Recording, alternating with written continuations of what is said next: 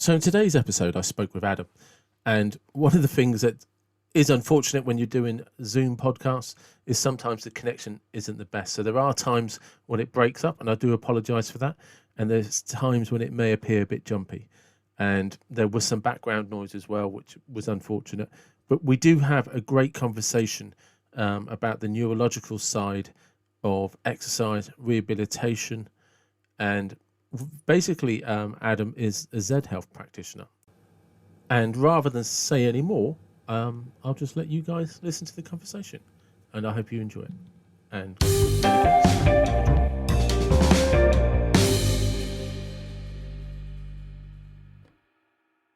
yeah, so yeah, because you've got quite a lot of links on your website with a lot of free information, haven't you? And I just thought it was good to do it with, because a lot of people don't show that much on their websites.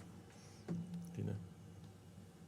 Oh, well, I guess I don't look at other people's websites that much. You Yeah, it's kind of an interesting process, and I find education to be really crucial. Something I continue to need to do more and more of with my clients because, I mean, professionally speaking, I would be titled a personal trainer. And when most people, come to look for a personal trainer, unless they're referred by another client who has, had a really positive experience doing the neurology based work, it's a little bit, I don't know, abstract and out of the ordinary when somebody's coming, like, I want to get fit, I want to get strong, or, I've had this knee injury that keeps bothering me. And like, well, okay, let's look at your knee injury. Actually, I think the reason that you're experiencing so much pain there, it could have to do with, motor control issues. It could also have to do with a head injury that you had in high school, that we actually look at all your reflexive muscle tone on that whole side of your body, your left side, and everything is less than. So, that knee is going to be less stable. Your pain gating mechanisms on that side of your brainstem are going to be less efficient, or your threat levels are going to be higher. So yeah, I need to put a lot of that on my website. Hopefully that they'll take a look at it. One of the things that I've been meaning to do for much too long is have some more welcome videos and a more thorough intake process where there's a strong education part of it before my clients even come in to see me. Because often our first, the first hour to 90 minutes we spend with each other is just education. I do like a full neurological exam, testing all their cranial nerves. Well, maybe not all their cranial nerves. A lot of it depends on their health history, and what they're presenting with. But if if they have a long history of the issue, then we Yeah. may need to do a full neurological exam. Could you just explain to somebody what that would be in a practical level, like what the cranial nerves are and how you test them? Yeah. So your cranial nerves are all in your brainstem, which actually 10 out of your 12 cranial nerves are in your brainstem. Your optic nerve and your olfactory bulb are a little bit higher. They're deeper in the brain. But your brainstem is where all your reflexive or your unconscious mechanisms are in your body. To put it simply, that's where we don't have to think about our breath, we don't have to think about our heart beating, we don't have to think about digesting our food or even our posture or balance. And there's multiple areas, but we can just think of that's all goes on in your brainstem. Uh, and as we experience different injuries, different traumas, even things like gut dysbiosis, digestive issues, those can all affect the function of our brainstem. Uh, and on a kind of a precognitive level, we wouldn't be aware of it. An extreme example of damage to that might be someone with a stroke. You can see someone with a stroke, and profile view, everything looks fine, and they turn the other way and it's droopy and very poor muscle tone. On a much smaller scale, we may have that going on with ourselves. You may notice sometimes when you look in the mirror that one of your eyelids is a little droopier, or as you smile, part of your face just doesn't have as much tone on the other side. That could indicate something with either your facial nerve or your trigeminal nerve. Those are all nuclei in your brainstem. Other things, a lot of it has to do with eye movement, our inner ear, our digestion. Those are all things that are regulated by our brainstem. And if we have, like I said earlier, like issues with them due to different traumas in the past, that could affect their function. Now, if we're trying through exercise to improve our posture, to improve our strength, our balance, we can do that through, sit balance exercises. We can do that through strength training exercises. Um, but if the underlying messages are not very strong, then it's kind of like we're trying to build a house on a substandard foundation. Um, so I hope I started to address your question, like in layman's terms. What are the cranial nerves? Let me just go back in. What are the cranial nerves? They are the computer chips and programs that run our most basic functions of our body that we're never aware of, and thank God we're never aware of them. But it is, isn't it? Because people don't really understand just how much of our body takes care of itself with no awareness from it at all. Yeah, exactly. 90, 95, probably up to like 98% of all the functions of our body we're never aware of, Um, And just how much the body is like constantly compensating for everything we do. We could think we're in perfect health, but our body is this amazing machine that continuously compensates all of the time. precisely. Yeah. We're compensating all the time, and we never have to be perfect. We never will be perfect, But it is like you We're say, just often, well, you'd know this, at far deeper level than I, but when you think something is injured, it's sometimes, no, it's just a neurological message that's missing from the brain down to the nervous system or the limbic system, or that part has never fully healed because the brain's like, oh, hang on, is this safe? Are you okay to do this again? yeah, yeah. It's kind of like we have um are you familiar with David Butler's work or OPTP? No, I'm Um not. no, or not enough coffee this morning, but I'll send you some resources. Lorimer Mosley, Lorimer Mosley. Okay, there's some stuff to kind of check out. And there's one other guy I can't remember his name, but they're on the very forefront of like pain research. But in a way, like say we have had an injury, like a knee injury, or an ankle injury, which has led to some like arthritis in our knee over time. Um, like one day it's fine, and the next day it's really throbbing, and then again it goes back to being fine the day after that, and it's kind of like, or more specifically, like back issues or neck issues. What is it? I didn't fall. I didn't. I just kind of slept wrong.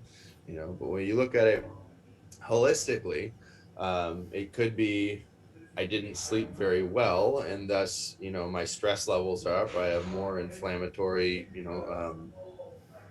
molecules or hormones in my body, and that, my brain reacts to that and says, well, I'm gonna create like a little alarm sign, a little alarm signal, and since I know how to create pain in your back really easily, I'm just gonna create that pain in your back to get you to slow down, so I can start to kind of feel safe. Um, an example I use, like a central example, is something called a threat bucket.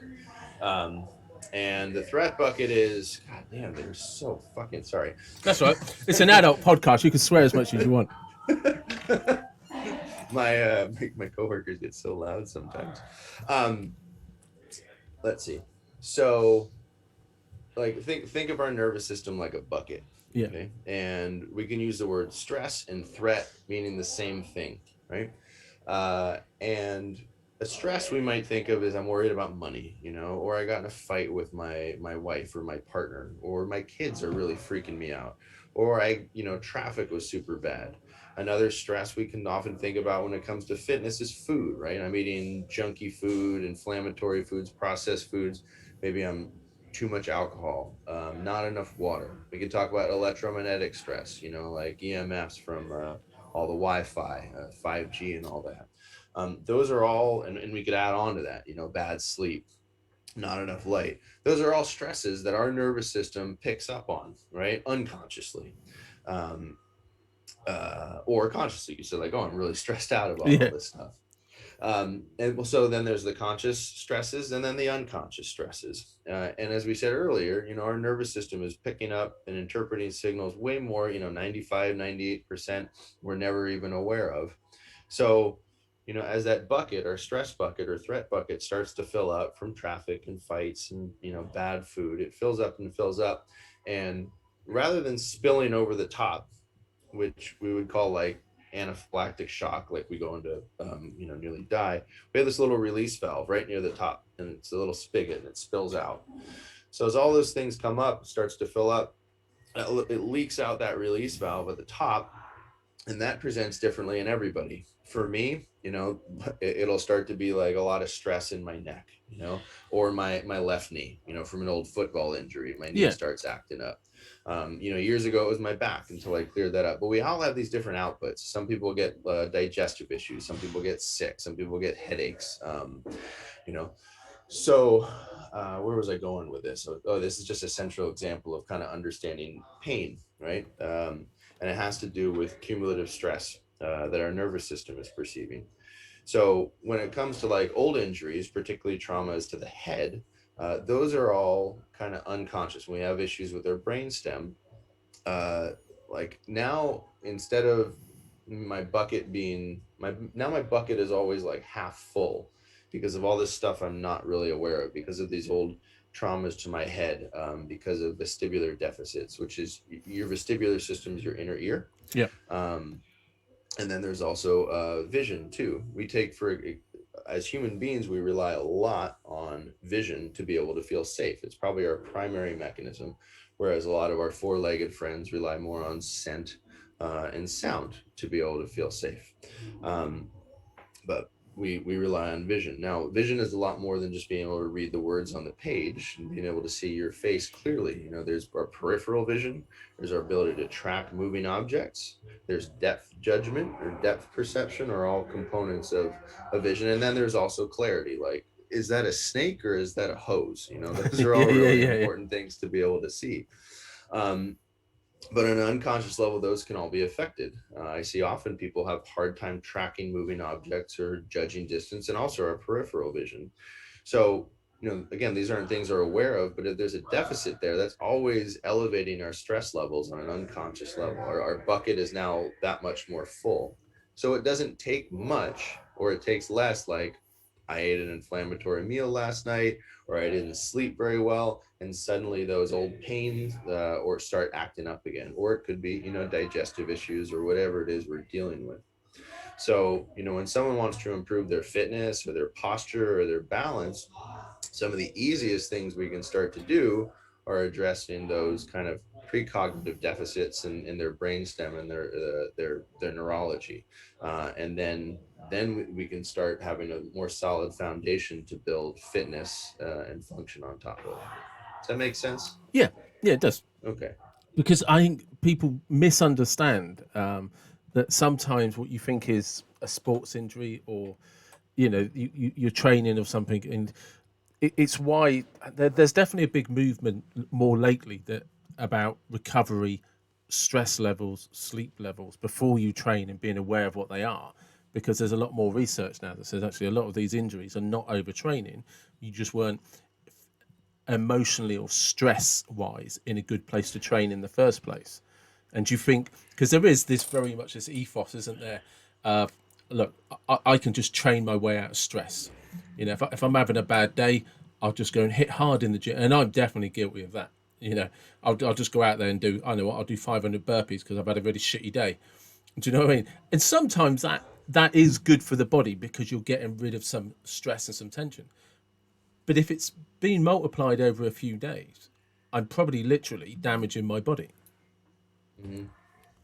Yeah, yeah, like you just said it. Recovery is huge, and I've been in this industry for, I don't know, 15 years, and certainly recovery is getting a lot more attention in the last I mean honestly, since I'd say I'd credit CrossFit a lot Yeah. with bringing to light the importance of recovery. particularly like the CrossFit games, when those athletes really push themselves to the max, they've got to take their recovery seriously. Professional athletes too, but even pro athletes, like pro baseball players and football players, you ask them for years, like a lot of them just take they just abuse their bodies and Yeah. don't take good care of themselves. Only the best, like your Tom Brady's, your Jerry Rice's, and the people that can really play into their their 40s, they've been taking care of themselves and taking their recovery really seriously. But to your point about, kind of use exercise as a way of releasing things that we can actually be doing a bit more harm than good. um and Yeah, I kind of lost my train of thought there, but Well, you were talking about CrossFit, how CrossFit kind of really did bring people's attention to the purpose of recovery, and I think it was through CrossFit about 10 years ago, maybe even a bit longer. I learned for the first time about myofascial tissue and the importance of rolling and stretching and working out knots and tissues and the nervous system, the way. I'm trying to think, or was it? It was either through, yeah, I thought it was through CrossFit. It was the first time I ever heard the term myofascial. yeah, our myofascial system is like, well, uh, myo refers to. Not going to sound like I'm trying to be smarter than I am. I don't remember what myo is. I think it has. I mean, myofibrils are your small structures within your muscle. So I'm assuming myo refers to muscle. We have a lot of different types of fascia in our Yeah. body. Fascia, I like to describe it as like, it's like, imagine if you took a piece of meat and you wrap saran wrap around it, and then Yeah. you kind of twisted the ends, and then put another piece of meat around there and wrapped it around and twisted. That's kind of like fascia within our muscular system. And that it also, our tendons and ligaments are kind of that twisted end. That's part of it. Now it's innervated. There's nervous system tissue there too, but we also have fascia that covers our organs. We have fascia around everything. It's this giant, like lattice like network, almost like a spider webbing material, and it communicates incredibly fast. And yeah, and foam rolling became very important, or using the stick, and that's just an easy version of working your myofascial system and moving lymph through your body that the skilled body worker can do. But it's nice that we have some agency over our own well-being and recovery with these tools that have emerged in the last 10 to 15 years. Through the fitness industry, and then CrossFit, and CrossFit is this double-edged sword there. It's brought to light a lot the importance of recovery, and then also, for those wise enough, have learned that they can't like go and kill themselves all the time. Like Yeah. The majority, of training is, sub maximal training. We've got to like train to be able to perform at a high level. And I think one of the mistakes, if people make, if they don't have good coaching, is the way you get better is by going hard all the time. I'm going to go in, what's the watt of the day, the more often I can go in, the fitter I'll become. And people with that outlook learn rather quickly that it's a flawed outlook. Yet I still believe that's the message kind of being put out there, not by CrossFit, but just, I don't know if it's media or what, but or that was the message being put out there. Now there is the importance of taking off days, not killing it all the time. And Yeah, I mean, there's a difference between training and exercise. Is one thing that I like to say to my clients. If you're training, you're working towards a specific goal, and you're trying. Whereas if you're going to get a sweat,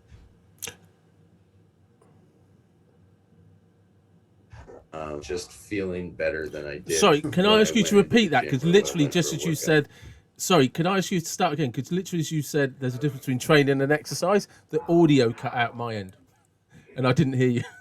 Okay, yeah, sure. My apologies to people Well, what I listening. would This say is is the thing with Zoom meetings. No problem at all.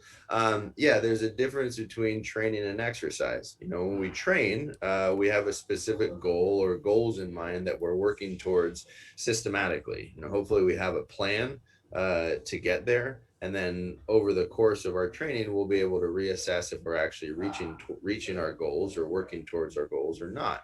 And if we're not working towards our goals or getting closer to them, then we can at least reassess and see what part of our training program is not working for us or do we need to address. Whereas exercise is, in my opinion, just feeling better, feeling our body. We're going to get a sweat, we're going to move our muscles, we're going to move our joints.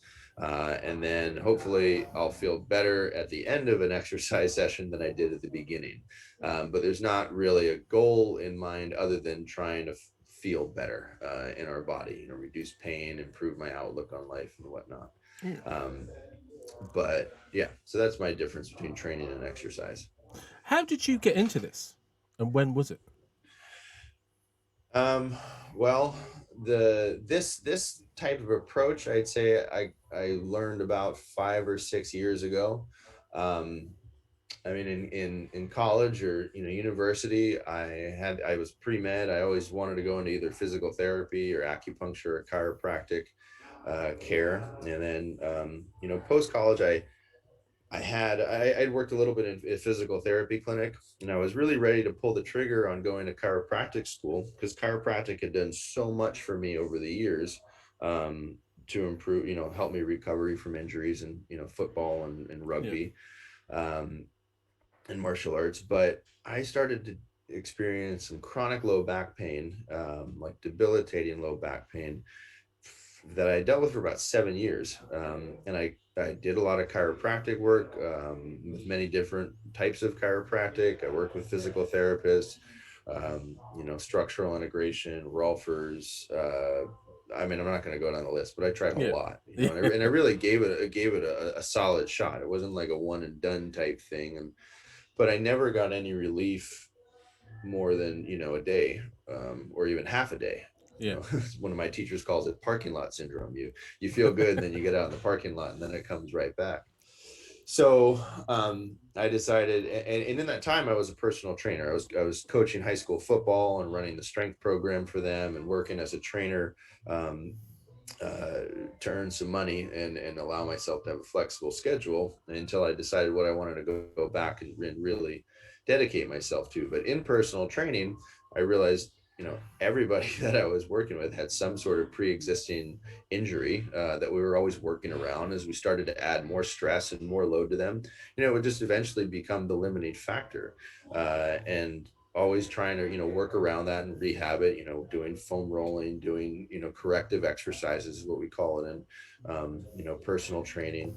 um, I've never been a big stretcher, and I'll get into that a little bit later if we want to. But what led me here was my own journey with pain and back pain, and not finding any relief in the methods that I was seeking. And I decided I'm not going to get an MRI. I don't care. I know enough people who've had back surgery that it works less than 50% of the time, and I'm young and just not going to I don't even want to know if there's a problem, to be Yeah. honest. Because Yeah.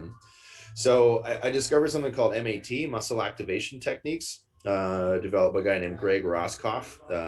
It is there's a lot of muscle testing involved, very specific muscle testing. And then we would have different techniques of activating. If there's a weak muscle, we'd look for different patterns of the body.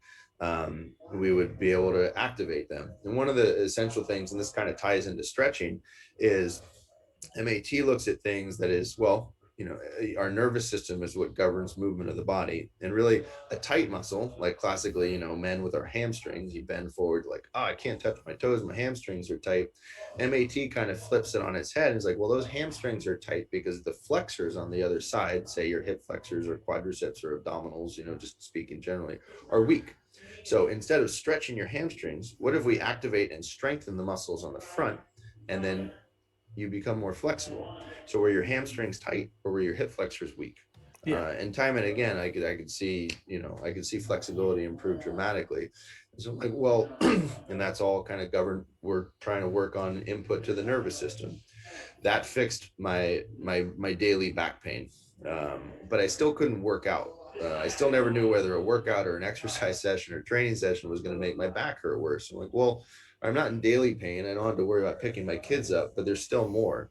And that's what my first MAT teacher was also a Z Health teacher. And I discovered Z Health, created by Dr. Eric Cobb. And Z Health it's many, many things. But it kind of evolved out of a field of chiropractic called functional neurology. And functional neurology is a little different than, allopathic neurology. Allopathic medicine is like our classic medical doctors. If you were to go to them and, see a neurologist, most of the tools a neurologist has to treat you are going to be medicine and drugs. And they're not going to prescribe, somebody correct me if I'm wrong, but this is my interpretation, unless you're like at a certain threshold of deficit, that you're not going to get a drug. Like there's a lot of people that may have like subfunctional deficits, whereas functional neurology is, we're doing cranial nerve evaluations and other things, and you're going to try to address it with exercises, eye exercises or balance exercises, and stacking different kind of stimuli. So that's, I don't know, I got off topic a little bit there, but that's kind of what led me there. And Yeah. MAT and Z Health, I credit. I don't deal with back pain anymore. I'm not really concerned with, whether a workout is going to break me or I'm not going to be able to get out of bed the next day. So that's kind of what led me here. And that's been my focus for the last 6 years. So what did you discover about your own back then that was causing the problem? A couple of things. It was a combination probably of some repetitive ankle injuries that I had starting in high school football, some really bad ankle injuries, and continued through, college rugby. I was compensating around it unconsciously, the way I would move. So, I didn't realize that I was moving around like some restrictions in my ankle, carry that up the chain. So it's my left ankle. Now my left hip and my knee are going to move a little bit differently because I can't support myself on my left ankle quite as much. That hip is moving. Now my pelvis is getting rotated out of alignment. That carries all the way up my spine. So I'm constantly compensating around that. So that led to probably some SI joint issues and some back issues. Also couple that with a number of head injuries I had, Yeah. I can't tell you how many head injuries I've had playing football Football and and rugby will do that for you.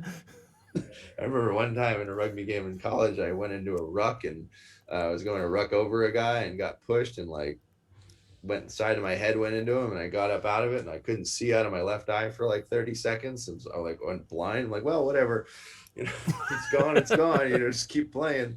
I'm like, oh, that was actually probably a pretty significant head injury. Yeah, I mean, if you temporarily lose sight, that's a major function Yeah.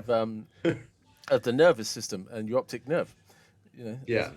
So, a lot of head injuries that led to some vestibular deficits. I started to do some different vision testing and balance and coordination testing. I realized I had some, cerebellar issues and the brainstem issues. So that was affecting the pain gating mechanisms a lot on my right side, which is where I had a lot of the back pain.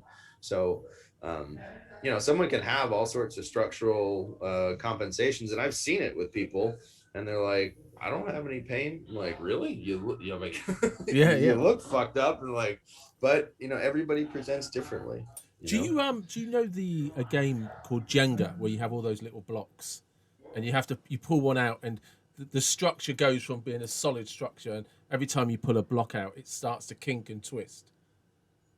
Do you know? Yeah. That's how I describe people. As you get older and injured, that's what your body's starting to do, and until eventually is one too many, and the whole structure will collapse on you, and that can either be your knee will give out, your back will give out, you can't sleep, you'll get a migraine or whatever.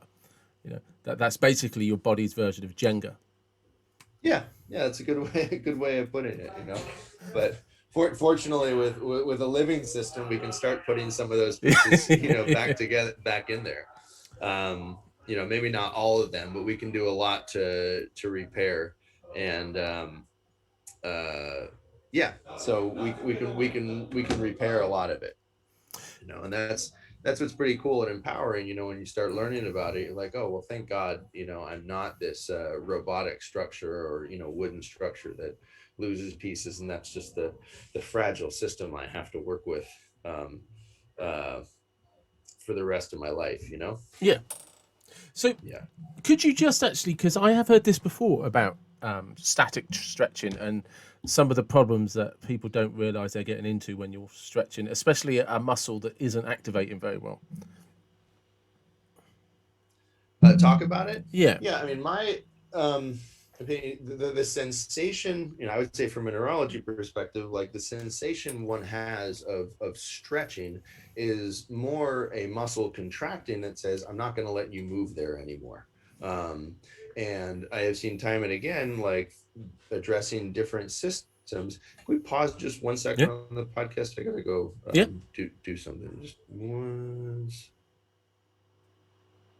Sorry, there we go. That's okay. Back to it. Okay, back to stretching. Let's see. Yeah, so it's that sensation of stretching, and I've seen, I can have somebody do an eye exercise, what we call like a pencil push-up. You can Yeah. just, this is one to try on your own, especially if you're have tight hamstrings. You could bend forward, try to touch your toes, stand up, and then you can just look at your thumb, bring your thumb into the bridge of your nose, reach it back out, just follow your thumb in and out to the bridge of your nose and back out, and then reach down and touch your toes again. And that's not with everybody, but I see it often enough, like suddenly I can now reach down another 6 inches farther, or 2 inches, or whatever it is. So what is it? Was it tight hamstrings, or was it my nervous system that was restricting my movement? And different eye movements can affect what are called flexor or extensor synergies. Flexors are all the muscles on the front side of your body. Extensors are all the muscles on your back side of your body.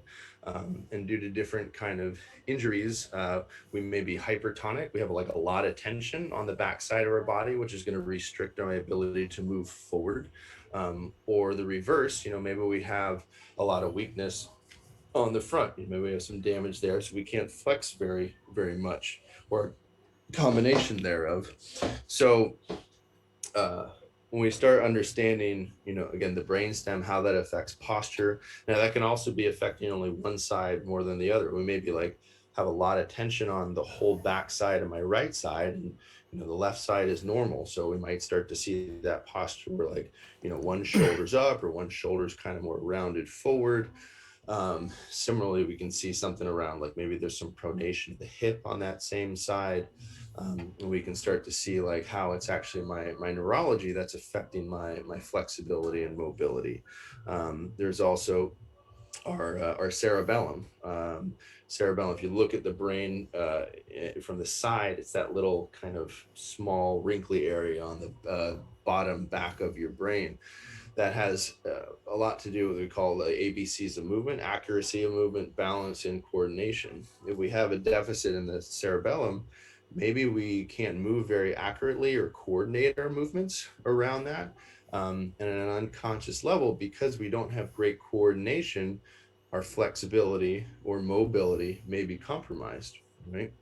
On top of that, um, what am I going to say? On top of that, there's something to be said for, static stretching. Like, oh, when I'm in one spot, I'm in a very safe environment, in I'm going to say yoga or whatnot, or I'm Yeah. stretching in the gym. Great. I can reach forward and I can move and I can bend. How much value is there in that compared to when you actually have to go use it? When I'm moving in space, when I'm, moving in my daily life, just going for a walk, moving around the office, moving around my house, or then elevate that to sport, running around in the field. If I have some deficits in my vestibular system, that's my inner ear, or my visual and mobility that I gained from being able to sit, I can't see very well. I can't interpret my air speed. So a controlled environment when I'm just sitting there and stretching, when I actually need that mobility and need that flexibility when I'm moving in a very dynamic way. So what's more important for me is, when we're doing our exercises, be it, with weight training or be it with body weight, what kind of motor control you have demonstrating in exercises and moving in 3D. Does that make sense Yeah, about why yeah. I don't like to stretch that much? No, it does, isn't it? Because, like you say, Yeah, when you're in I've a just seen enough evidence where. but it's true, isn't it? Because I mean, the classic one is everyone says, like tight hamstrings, but your hamstrings are probably tight because they don't want to activate because they're trying to hold your hips in place. So what's the cause of that? And like you say, it's great if you're sitting in a gym before you're going to do some exercise, or in a yoga studio, and you're right. I'm going to stretch everything because because that's what I believe in, or that's what I'm going to do. But that actual functional side of it doesn't necessarily move into the day with you. If anything, because you've put Mhm. your muscles through that, it actually may later cause you a problem because your muscle, you put it in an uncomfortable place by stretching it and stretching it and stretching it. And during the course of the day, you might sort of neurologically, your body might freak out at that when you go to do something simple, like walk up some steps, bend over to pick something up. And it would be like, no, you weren't listening to us earlier when we said we were tight and didn't want to move. So now we're going to contract in a way you won't like to stop you doing it, because that's neurologically is what kind Yeah. of, in layman terms, that is what the brain does. you know and I think Mhm. people don't often realize that like I said, it's not, I'm very turning it into something very simple, but more often than not, when something goes wrong, that's your brain saying, you didn't listen to us, so I'm going to create a different stress response that you can't ignore. Yeah. Yeah, we're not really getting to the root of it, and yeah, if you're gonna force me into something that I don't want to do, then I'm gonna complain. Yeah. I'm gonna make sure you listen to me. um, So when yeah, somebody comes to and see, sorry, go on. go no, go ahead. I was going to say, when somebody actually comes to see you, how do you start Hmm. an assess? So if I was able to get over to San Francisco and was going to come in and see you, just like, I just want your assistance and support, what is it you'd actually do for me? So the first thing I would do the health history and intake form are some of the most valuable tools that I have to start with, and really dictate the first hour to hour and a half that we have with each other. In that, you're going to tell me what your goals with working with me are. It might be, I have a chronic knee issue, which I just want you to help me work around because I haven't been able to follow an exercise program, or I can't run anymore. Or it might be that, hey, I just want to get fit. I've heard you get some really good results. My friend Sally has said great things about you. I'd really like to work with you. Yeah. Either way, it starts with the health history, and that's where we're going to look at what kind of injuries you've had over the years, either chronic or acute. Like, have you had any car accidents? Have you had any falls? What kind of sports did you play in the past? Old ankle injuries. Scars are another thing that we look at. Piercings, burns, all those things are things that we're going to start to look at. Like, it might be um, I don't want to put it. Yeah, so that's kind of the start, and that'll dictate what we would look at in our evaluation process. The evaluation process will look at how you walk. We'll look at your gait. The gait tells us a lot about what kind of compensatory movements you've got going on due to some of these old injuries, or due to some brainstem or cerebellar deficits that are going to affect your posture while you're walking. We can see how do this on the street now. Today, start watching people walk, and almost everyone, you're going to see one arm swinging a lot more than the other. Okay, yeah. And that could be due to maybe they had a shoulder injury on that side, but usually it's their brainstem, or not their brainstem, sorry, their cerebral cortex, their front side of their brain on the opposite side is not quite as active. So we can do some exercises to activate their frontal cortex, and then suddenly their arms start swinging again. Anyway, I'm going off topic. So working together, we'll look at your gait. We're going to look at your posture. Often we'll look at your posture with your eyes closed, because that tells us a lot about your vestibular system. So when we don't have our eyes to orient us, you'll start to see people start to wobble. Their head will start to rotate or drop, or certain postural deficits get a lot more exaggerated. So gait, we're going to posture, we're going to do different coordination tests to check the cerebellum. Then we'll do muscle. I'll do a lot of muscle testing with people to check for patterns, whether like flexors on one side of their body are all weak, or Yeah. extensors or midline structures are very weak. We'll look at different eye movements specifically. Then depending on somebody's history, we may go through more of the cranial nerves. We may start testing, scent. We may look at, muscle tone on their face.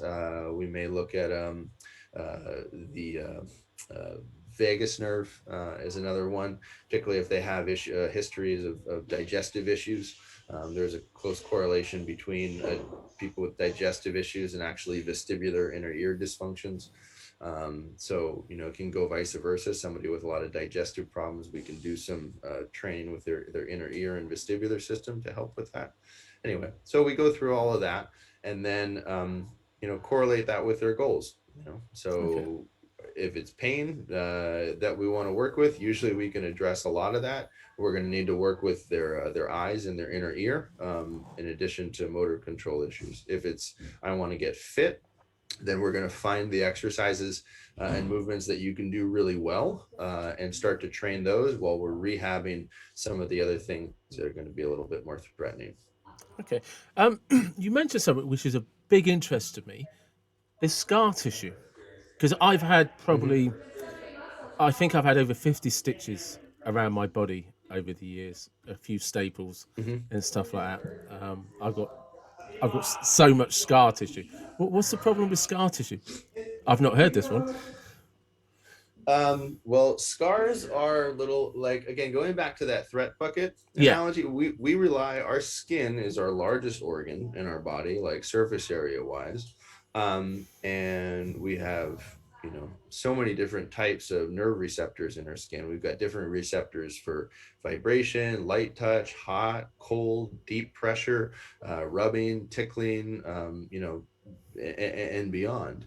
So when we have, and that's kind of like our deflector shield, sort of, if we're like a spaceship, it's what alarms us to things that are dangerous. If something's creepy and crawling over my foot, or if something's too hot.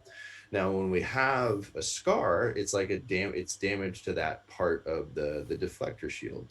So those sensors in that area are going to be more dysfunctional or less functional. We may not be able to perceive, tickling or fine touch, or we may register something that's sharp as like, oh, it's just a toothpick, but we may register it as like, what the fuck was that? It's just a toothpick, dude. Like, no, you were trying to stab me and kill me. Yeah. So our ability to interpret those signals is a little bit off. So, and our nervous system is constantly getting input from that, but again, we're not really ever aware of that. So scars can be a problem, particularly around like pain issues, because we're constantly getting a poor signal, or an inaccurate signal from those parts of the body. Does that make sense a little bit? It does, and like I said, the reason I find that interesting, because I think I've split my head open like in I think it's 7 different places. I've ripped it open at some point or another.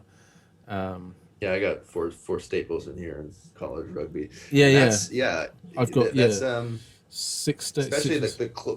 the closer it gets to the head, the more threatening it's going to be. Yeah, I'm trying to think. There's Um, 1, 2, 3, 4, 5, 6, yeah, seven different places I've smashed my head open over the years. Only last year I managed to put 10 stitches in my leg, and I cut my leg down to the bone. Do you know what I mean? I've done everything. Do you know what I mean? I'm I've got ankles that are hanging out and everything. So over the years, but it was, yeah, I just never realised that having so much scar tissue could be potentially such a problem. yeah, and it's not like, going back to what we said in the beginning, like, we don't have to be perfect, but the No, more we have in our history, the more tools we have to leverage, um, to get some improvements, or at the same time, you're like, well, everything we're trying isn't working. Like, oh, well, let's look at some scars, particularly, around the head, trauma to the head, like soccer players, yeah. with all the headers they got to take, or, contact sport athletes, be it, boxing, MMA, or, Well, so football. somebody that grew up, say, like myself, who grew up playing soccer and boxing, and has smashed his head open several times, probably has a few neurological issues going on. Probably, yeah. you know, yeah. At the same time, there may be something to be said for it also. Like, there's a degree of conditioning, and like, I don't want to put it.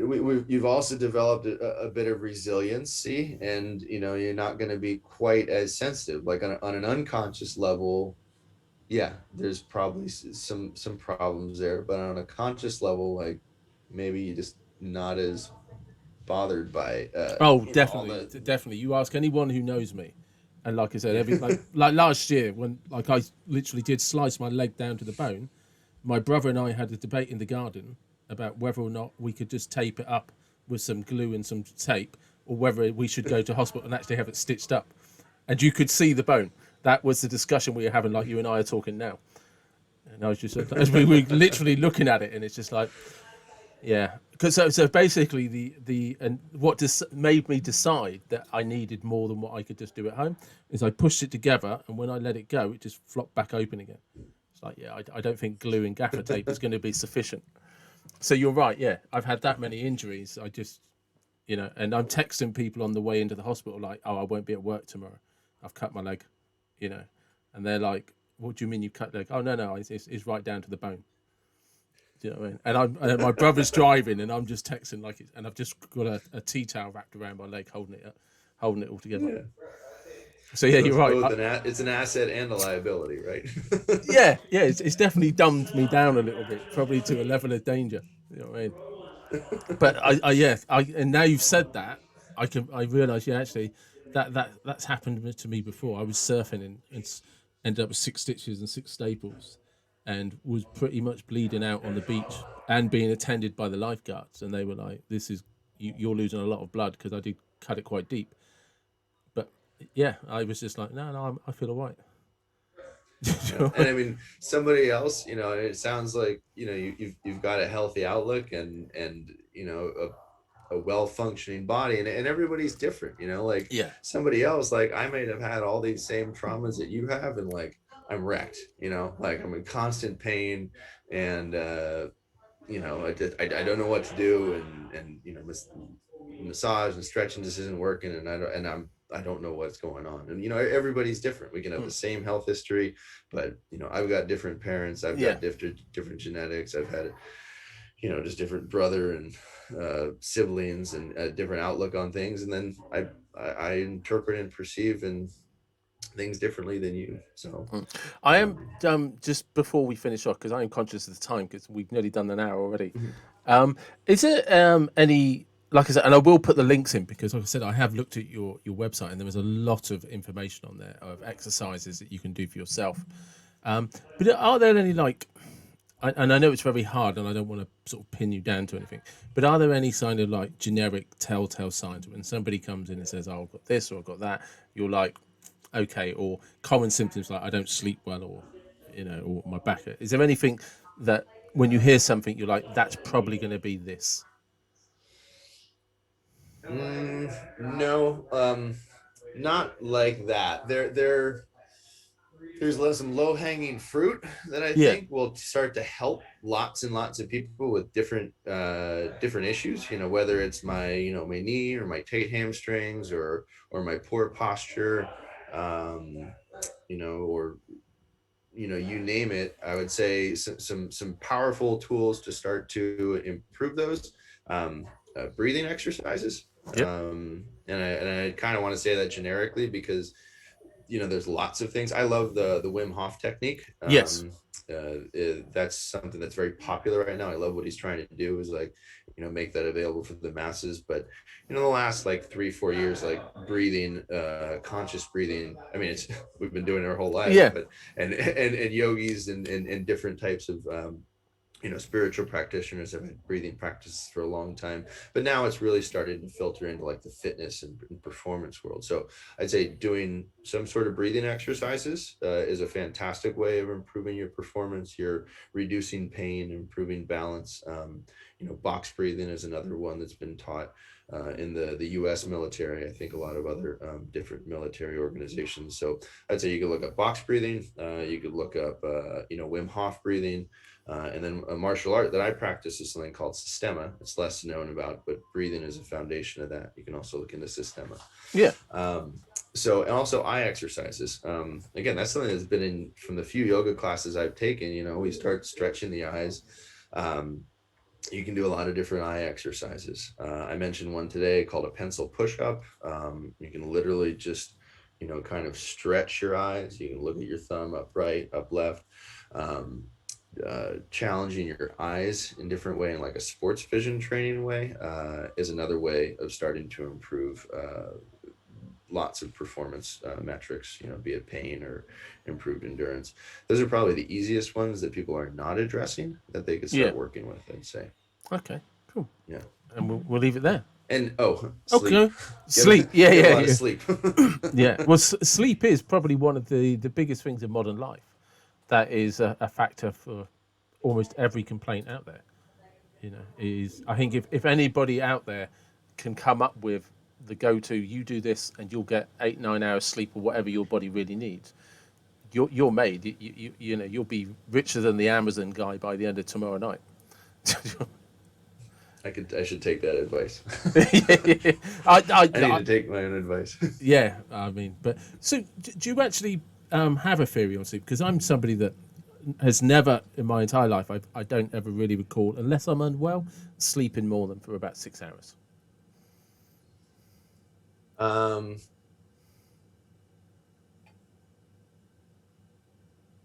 could do better with less sleep, and why some people need more. Which is, yeah, Is I that mean, do you is have that it? the Because question? some people are like, everybody needs 8 to 9 hours sleep, and I'm just like, that can't be, because I've not just, even when I was a young teenager, I've never been a big sleeper, sort of 6 hours. I definitely would say I could do with having deeper Yeah. sleep now. I seem to sleep a lot more lightly than I ever did when I was younger. But do you have any theories on whether?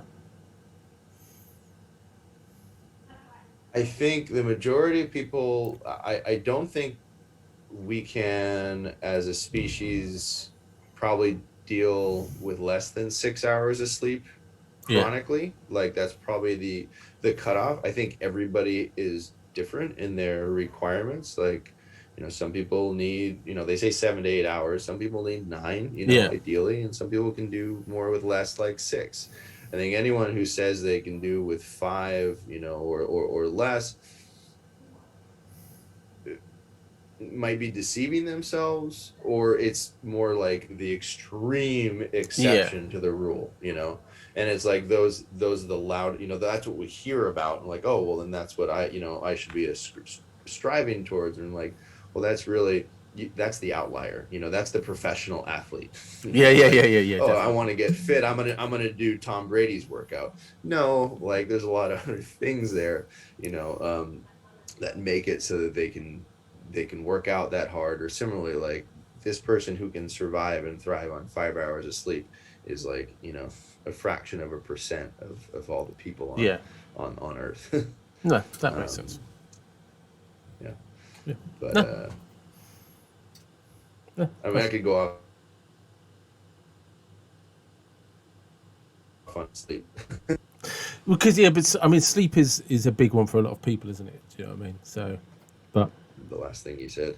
oh, sorry, I was saying sleep is a big one for a lot of people, but it's probably one of those ones. The topic is you need to know so much about an individual's life, like everything from like what time do you go to bed, how do you stimulate yourself during the day, how are you shutting down before you try to go to bed, what sort of routine are you having, it's how much caffeine do you consume, what sort of foods do you eat, it's but it's so complex, sleep. Yeah. Yeah, it's fortunately something I don't have to. It's not something I've had to deal with a lot with my clientele, Yeah, in the past. Like, and I can't think really offhand of anybody who's, any clients that I currently am dealing with that have, big sleep issues. It's mostly just coaching around, like, why are you staying up so late? yeah. And Put the that's phone down. kind of uh, yeah, that's more like behavioral modification, Yeah. and habit coaching, than it is like, my sleep is terrible all the time, and that is an issue, sometimes. And I think you can, how late, you said it already, like how late you're eating, how much screen time, how much blue light exposure you're having, um, there's certainly, I've had some clients, who wake up like often throughout the night, and then they'll like have anxious thinking, and that's where breathing exercises can sometimes and often have been really powerful for them. Yeah. Something like box breathing. But more often than not, it's just like, I want my adult time. I want to watch my shows late at night. I'm like, well, Yeah. you want that. Yeah. That's your choice. You're an adult, but don't complain to me why you're not losing weight, or you're not making gains, or you're always hurting all the time because, your sleep is suffering. So, no, I mean, it's true, isn't it? It's like, when it comes to physical results, the best physical results come with a good sleep pattern. Yeah, it can address so much. Yeah. And a lot of what we're after, through exercise is to, or people's goals of achieving through exercise are more to offset, other bad habits like, overindulgent eating, staying up too late, not sleeping, poor stress management. It's, exercise is really a very, very small part to this of the solution that people are seeking. However, it can be a very powerful catalyst for creating change. And sometimes that's the wedge we can put in to start to break things open, and addressing those things that really do need to be changed, that are much more important than, how many calories I'm burning in the gym or whatnot. Perfect. And that's probably a great place to stop. Cool. Well, thanks so much, David. It was fun talking to you. And you, thank you very much for your time. I appreciate it very much so.